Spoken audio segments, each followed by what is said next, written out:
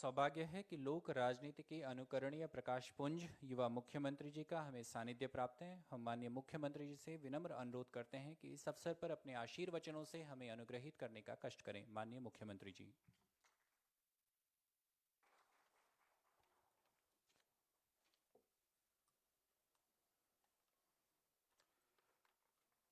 भारत माता की, भारत माता की। डिजिटल नवाचार से सुशासन की ओर इस अवसर पर आज आईटीडीटीए के विभिन्न ऐप और मेरे ख्याल से काफ़ी ज़्यादा संख्या थी, आज 11 के आसपास बता रहे हैं श्री शैलेश जी। इसके शुभारंभ अवसर पर हमारे बीच में हमारे पुरुला क्षेत्र के लोकप्रिय विधायक भाई दुर्गेश्वर लाल जी, अपर मुख्य सचिव वित्त एवं अन्य बहुत सारे विभाग जो देखते हैं श्री आनंद वर्धन जी, सचिव सूचना प्रौद्योगिकी श्री शैलेश बगोली जी, सचिव वित्त श्री बी षणुंगम जी, विशेष सचिव गृह रिदिम जी, निदेशक आईटीडीटीए निकिता जी एवं हमारे गुणवंत जी और यूकॉस्ट के हमारे महानिदेशक जो कि इसी सूचना प्रौद्योगिकी के क्षेत्र में काम करते हैं, श्री प्रोफेसर दुर्गेश पंत जी एवं हमारे सभी आए हुए ग्राम प्रधानगण, सभी जनप्रतिनिधिगण, सभी विभिन्न विभिन्न विभागों से आए हुए सभी अधिकारीगण, सभी अपनी सेवाएं देने वाले सभी कार्मिक बंधु, उपस्थित भाइयों एवं बहनों, पत्रकार मित्रों एवं छायाकार बंधु,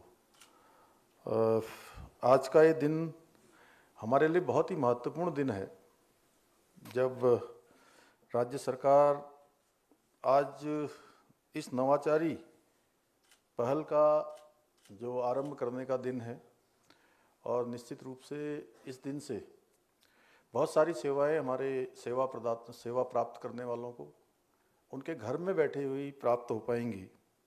अभी जो पेंशन वाला मैं देख रहा था जब आपने मेरे हाथों उसको लॉन्च करवाया तो शैलेश जी बता रहे थे कि पहले पेंशन प्राप्त करने के लिए बहुत कठिनाइयों का सामना करना पड़ता है और पेंशन आप सब जानते हैं कि पेंशन प्राप्त करने वाले अधिकांश वो लोग होते हैं जिनकी आयु काफ़ी हो गई होती है और उनको कई जगह अपने प्रमाण पत्र बनाने पड़ते हैं, कई दफ्तरों के चक्कर लगाने पड़ते हैं।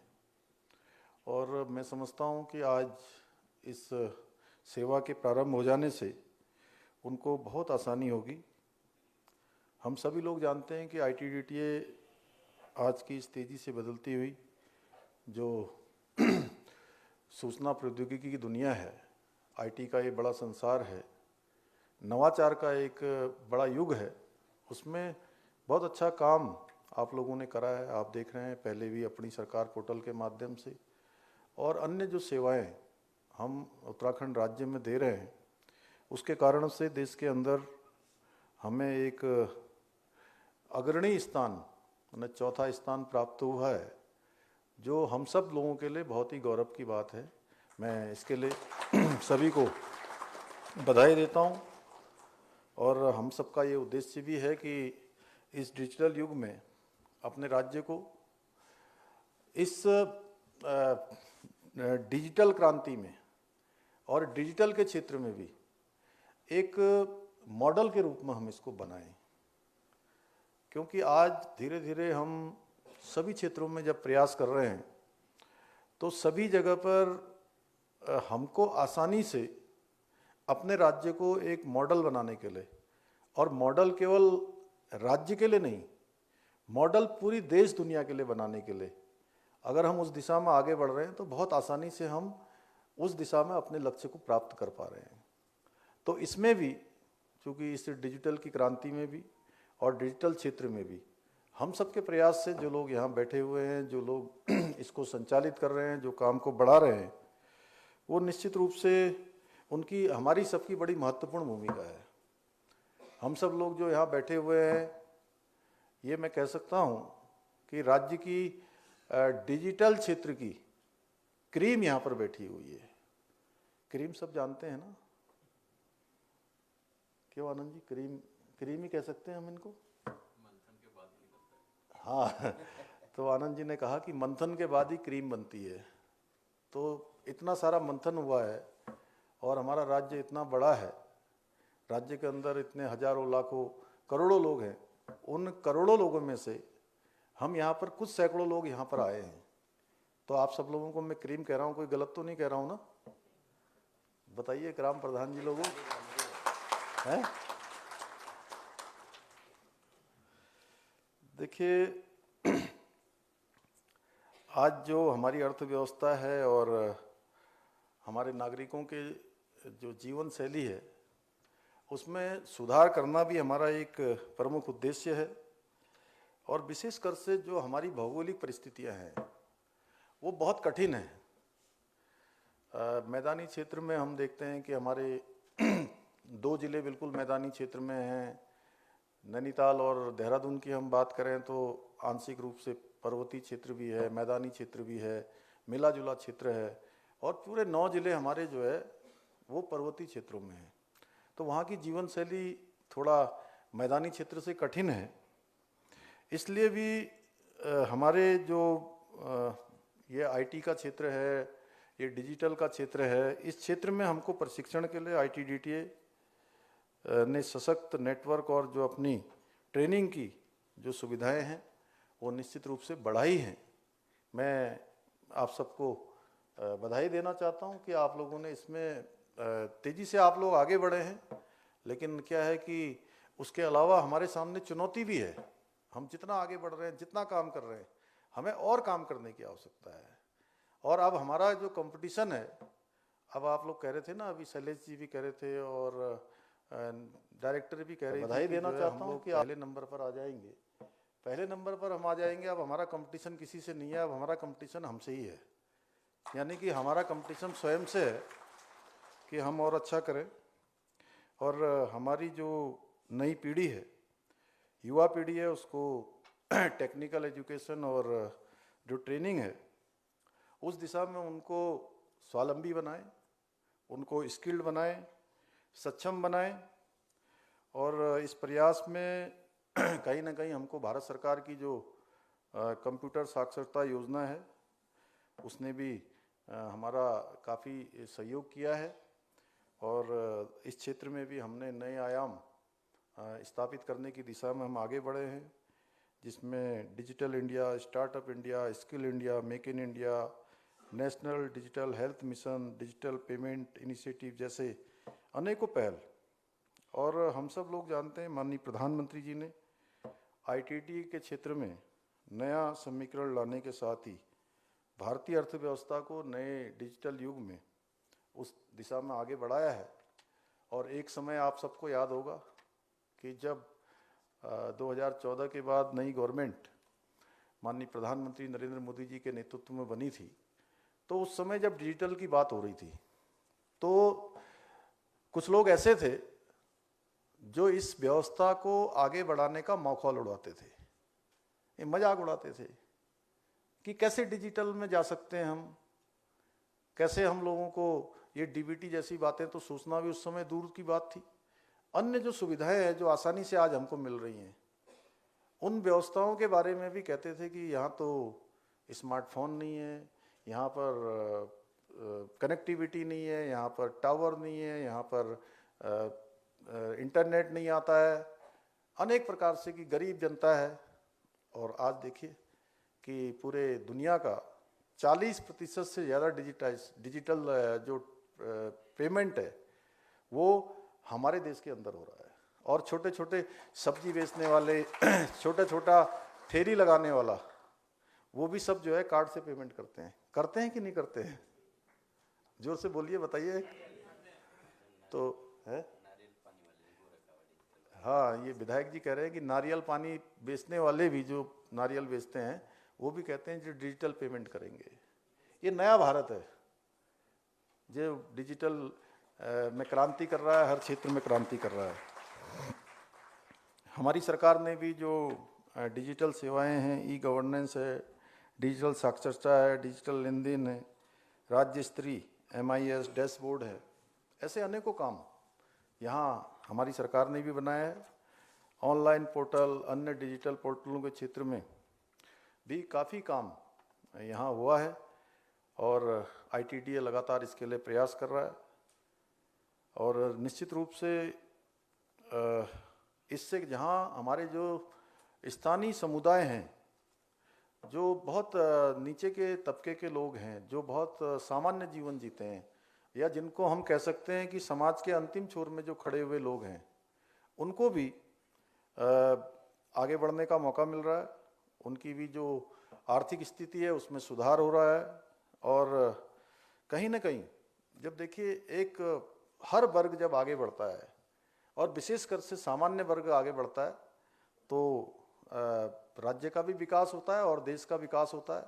इसीलिए आज भारत की जो अर्थव्यवस्था है, वो भारत की अर्थव्यवस्था आज देखिए जब पूरी दुनिया की अर्थव्यवस्था कहीं ना कहीं चरमरा गई, गड़बड़ा गई, महामारी के बाद, पेंडेमिक के बाद पूरे दुनिया के अंदर एक ऐसी स्थिति उत्पन्न हुई कि बड़े बड़े जो विकसित कहे जाने वाले देश हैं उनकी व्यवस्थाएं भी गड़बड़ा गई। लेकिन हम सबको गर्व होना चाहिए कि हमारी जो व्यवस्था चल रही है, क्योंकि हमारी व्यवस्था में कोई एक व्यक्ति उसको निर्धारित करने वाला नहीं है। पूरी व्यवस्था में भारतवर्ष के 140 करोड़ लोग जो है उस व्यवस्था को चलाने का काम करते हैं किसी न किसी रूप में। इसलिए हमारी अर्थव्यवस्था 11वें नंबर से आज हमारी 5वें नंबर की अर्थव्यवस्था बन गई। और हमारे प्रधानमंत्री जी ने कहा है कि आने वाले समय में ये हमारी अर्थव्यवस्था हम 2027 तक इसको 3रे नंबर की अर्थव्यवस्था बना लेंगे। और इतना ही नहीं, जो हमारा ये अमृतकाल चल रहा है, यानी कि अमृतकाल 2022 से शुरू होकर ये 2047 तक जो 25 सालों का जो हमारा ये अमृतकाल चलने वाला है, इस अमृतकाल में हम दुनिया के नेतृत्व करने वाले बन जाएंगे, यानी कि दुनिया को दिशा देने वाले बन जाएंगे। पूरी दुनिया के जो हम विश्व गुरु और जगत गुरु की जो बात करते हैं उस स्थान पर पहुंच जाएंगे। और उसके लिए क्या है कि हम सब लोगों को सामूहिक रूप से अपने अपने स्थानों पर प्रयास करना होगा, अपनी अपनी जो जिम्मेदारी है उसका निर्वहन करना होगा। और हम सभी लोग अपने दायित्वों का अगर ठीक प्रकार से ईमानदारी से निर्वहन करें, जैसे कई बार कोई जिम्मेदारी छोटी या बड़ी नहीं होती है, जिम्मेदारियां सब बड़ी होती हैं, काम कोई छोटा नहीं होता है। उसके काम करने का तरीका होता है कि भाई कोई उसी काम को करता है तो बहुत बड़ा हो जाता है, कोई करता है तो सामान्य भी नहीं कर पाता है। तो करने के तरीके हैं, सोच के तरीके हैं। कहते हैं ना वो क्या है वो एक कहते हैं ना वो, अरे कश्ती बदलने से क्या फ़ायदा, कहते हैं दिशा बदल दीजिए, किनारे बदल जाएंगे, है ना। तो यानी कि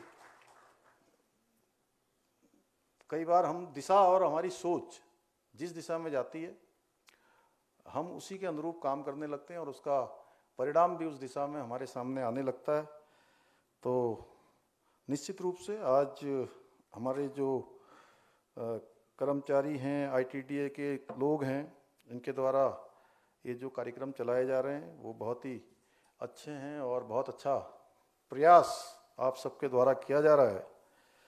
और हमारे कर्मचारी और सदस्य निश्चित रूप से, और हमारे जनप्रतिनिधि भी, मैंने जनप्रतिनिधि भी इसलिए जोड़ा कि जनप्रतिनिधि हमारे जो है वो बहुत ही महत्वपूर्ण हैं, क्योंकि वो हमारी मुख्य कड़ी हैं और लोगों के बीच में संवाद स्थापित करने का काम उनके माध्यम से होता है।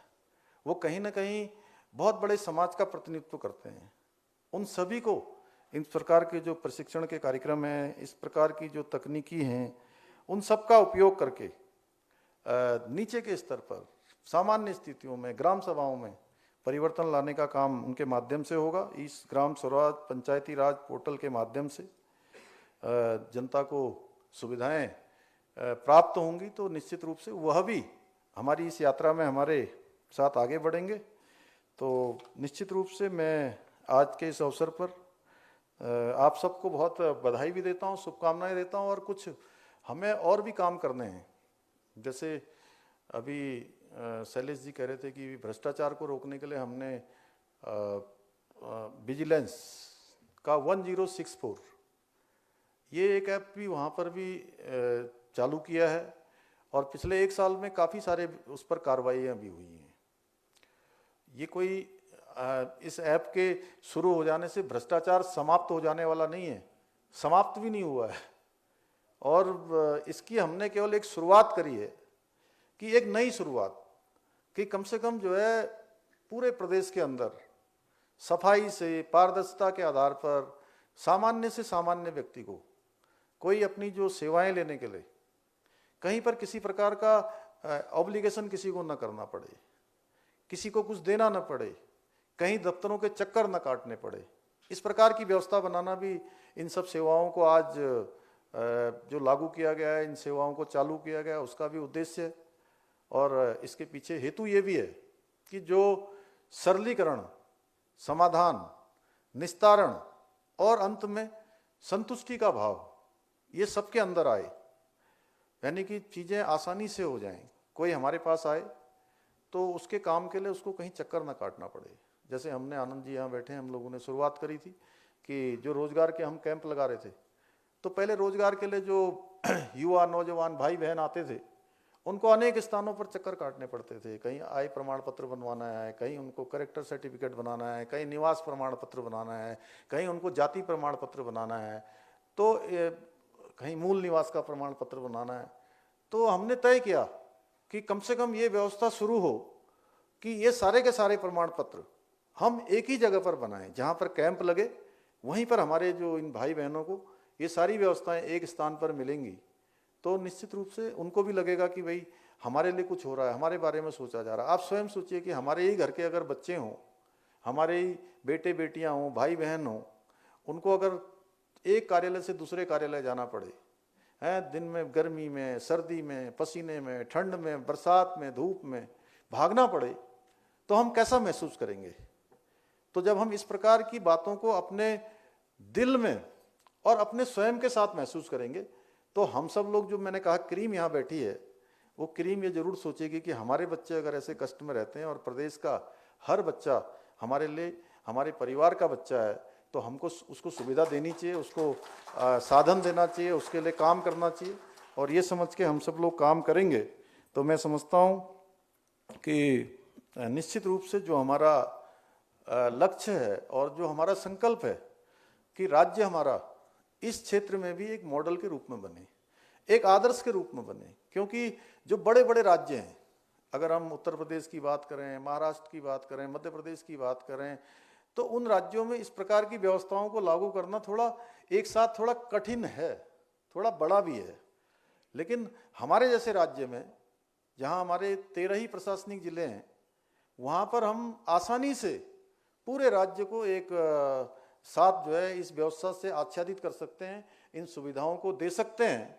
और राज्य तो जहां तरक्की करेगा ही, राज्य के लोगों को तो सेवा मिलेगी, उनको सुविधा मिलेगी, उनको आसानी होगी हर काम में। ये हमारे लिए, राज्य के लिए अच्छा होगा, वहीं दूसरे राज्यों के लिए भी हम एक मॉडल बन जाएंगे और दूसरे राज्य भी कहेंगे कि जब उत्तराखंड का पूरा राज्य बन सकता है तो हम क्यों नहीं बन सकते हैं। तो हमको जो है दूसरों को भी प्रेरणा देने का काम इस हिमालय से करना है, इस गंगा यमुना की जो उद्गम है उससे करना है। हमारे चारों धाम जहाँ है, हर पर्वत पर, हर स्थान पर हमारे यहाँ पर एक ऐसा डेस्टिनेशन है कि जिधर देखें हम कोई ना कोई स्थान है, तो ऐसे स्थान से हम सबको प्रेरणा देने का भी काम करेंगे। तो मैं आज के अवसर पर आप सभी का बहुत एक बार शुभकामनाएं देते हुए, और अभी दीपावली का पर्व आ रहा है, उसकी भी आप सभी लोगों को अपनी ओर से बहुत बधाई देते हुए, शुभकामनाएं देते हुए मैं अपनी बात समाप्त करता हूं। धन्यवाद।